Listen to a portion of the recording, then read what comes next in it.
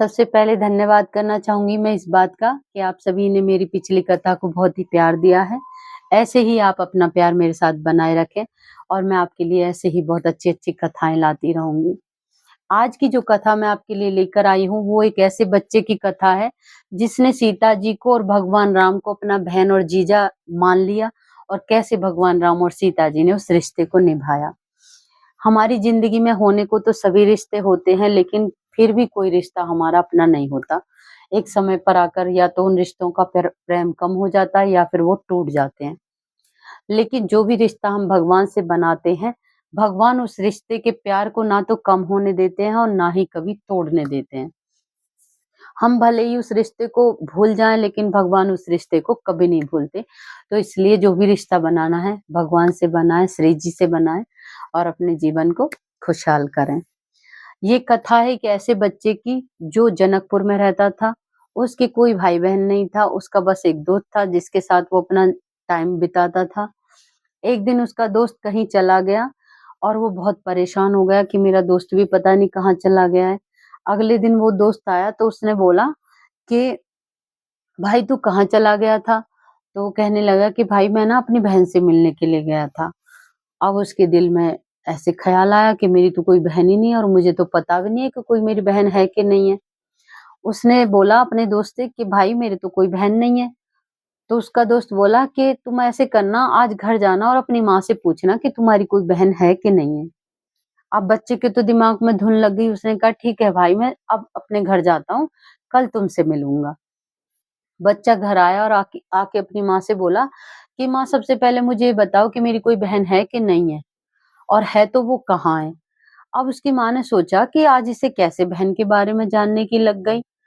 अब माँ ने बच्चे का भाव देखा तो सोचा कि अगर मैं बोलूँगी कि कोई बहन नहीं है तो इसे बहुत दुःख होगा। तो उन्होंने बोला कि तेरी बहन है, मैं तुझे बताऊँगी किसी दिन आराम से। अब बच्चे के दिमाग में हर रोज़ एक ही जिद कि मुझे बताओ कि मेरी बहन कहाँ है? मुझे बताओ मेरी ये बहन कहाँ है? कई साल बीत गए लेकिन बच्चे ने वो जिद नहीं छोड़ी। एक दिन वो हट करके बैठ गया, आज मुझे बताओ कि मेरी बहन कहाँ है और कौन-सी मेरी बहन है? उसकी माँ ने बोला कि तेरी बहन है लेकिन वो ना अयोध्या में रहती है, उसकी ना बहुत बड़े राजा से शादी हो गई है और तेरी बहन का नाम सीता जी है और तेरे जीजा का नाम राम जी है। अब उसको तो लगा कि मैं तो अपनी बहन से मिलने के लिए जाऊँगा, आज तो कैसे मुझे पता लगा है कि मेरी बहन वहाँ रहती है और मेरी बहन है। बच्चे ने कहा, "माँ मुझे कुछ नहीं पता, मुझे अपनी बहन बहन से मिलने के लिए जाना है।" उसकी माँ ने सोचा कि जा चला जा तू, मिल के आ अपनी बहन से। उसने सोचा कि थोड़ा इसका मन ठीक हो जाएगा और घूम-घाम के आ जाएगा। कहने लगा कि मैं क्या खाली हाथ जाऊँगा अपनी बहन के पास? तुम ऐसे करो अच्छी-सी खीर बना दो। उसकी माँ ने उसकी जिद के आगे झुककर खीर बना दी। अब वो खीर को लेके अयोध्या चला गया। वहाँ जाके बहुत सारे साधु संतों की टोली बैठी हुई थी, तो उन्होंने साधु संतों से बोला कि महाराज जी मेरी बहन का घर कहाँ है? मुझे अपनी बहन से मिलना है। साधु संतों ने बोला कि तुम्हारी बहन का क्या नाम है? कहाँ रहती हैं वो? बोला कि मेरी बहन का नाम सीता जी है और मेरे जीजा का नाम राम है। साधु संतों ने बोला कि ये तो बहुत ही भोला बच्चा है, इसको ये नहीं पता कि सीता जी तो रानी है यहाँ की और जो राम है वो राजा है यहाँ के। तो उन्होंने सोचा कि ये बहुत ही मासूम है, तो इसको हम बता देते हैं।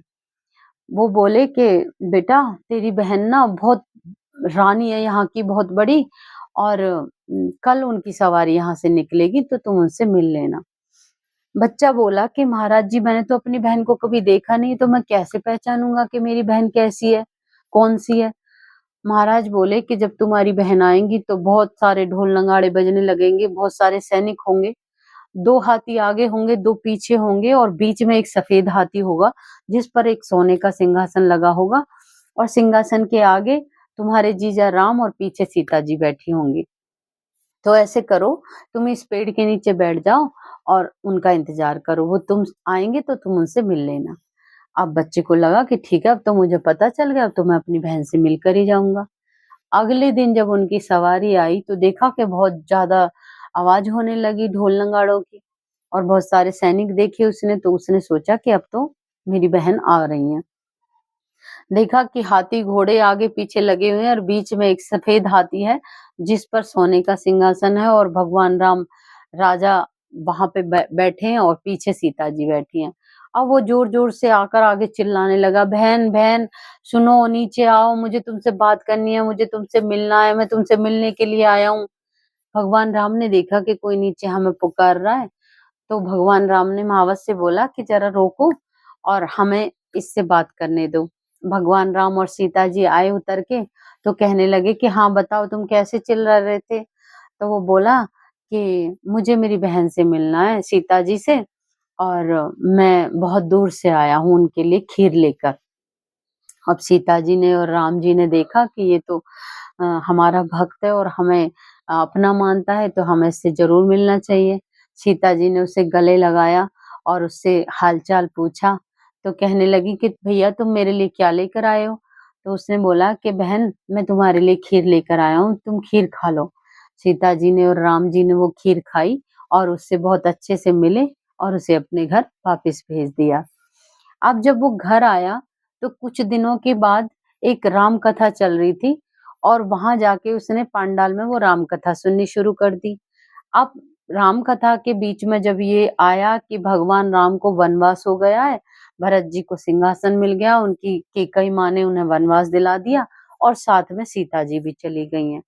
इस बात को सोचकर वो बच्चा बहुत ही रोने लगा। रोते-रोते वो बेहोश हो गया। पंडाल में हड़कंप मच गया कि क्या हो गया, ये कैसे बेहोश हो गया?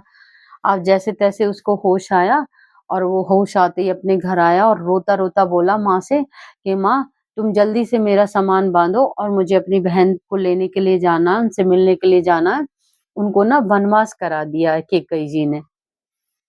तो माँ सोचने लगी कि ये तो हर बात के पीछे पड़ जाता है। उसने कहा ऐसा कुछ नहीं है और तू आराम से यहीं रह। बोला नहीं, नहीं मुझे नहीं पता, मुझे मेरी बहन से मिलने के लिए जाना है चित्रकूट। अब उसने कुछ सामान बाँधा और वो चित्रकूट चला गया। अब वहाँ जाके सीता जी से मिला और रोने लगा बहुत ज़ोर-ज़ोर से कि बहन तुम कैसे वनवास में आ गई और तुम चलो अभी घर चलो। अब भगवान राम ने और सीता जी ने सोचा कि ये तो बहुत मासूम है, बहुत ही भोला है, तो उसको समझाने लगी कि भैया हमें तो थोड़ी देर के लिए वनवास हुआ था और अब तो हम घर चले जाएँगे, अब कोई दिक्कत नहीं है, अब हमारा वनवास खत्म हो गया।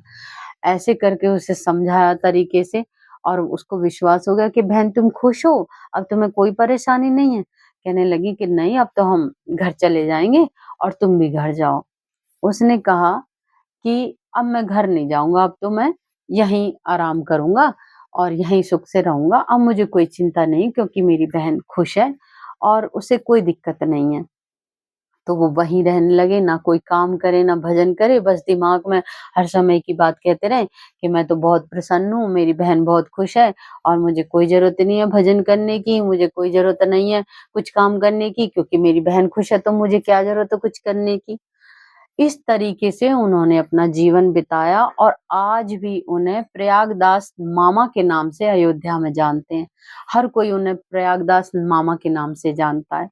तो ऐसे भगवान ने उस रिश्ते को निभाया और ऐसे उसे एक ऐसी पहचान दी कि सब उसे मामा बोलते हैं वहाँ पे, प्रयागदास मामा करके उन्हें बोलते हैं।